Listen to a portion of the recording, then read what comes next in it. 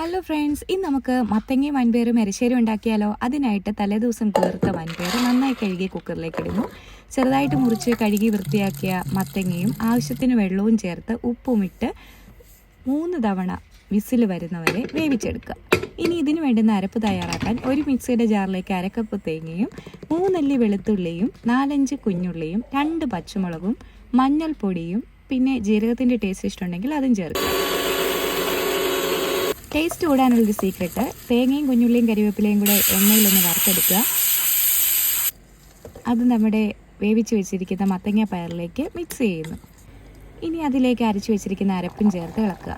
അടുത്ത സീക്രട്ടാണ് ടേസ്റ്റ് കൂടാനായിട്ട്. കടുക് വറുക്കുന്ന കൂട്ടത്തിൽ കുറച്ച് ഉഴുന്ന് പരിപ്പും അരിയും ചേർത്ത് കരിവേപ്പിലയും കുഞ്ഞുള്ളിയും ഇട്ട് നമ്മുടെ എരിശ്ശേരിയിലേക്ക് ഒന്ന് ചേർത്ത് കൊടുക്കൂ. അടിപൊളി ടേസ്റ്റാണ്. എല്ലാവരും ഉണ്ടാക്കി നോക്കണേ. Thanks for watching. Please subscribe and like.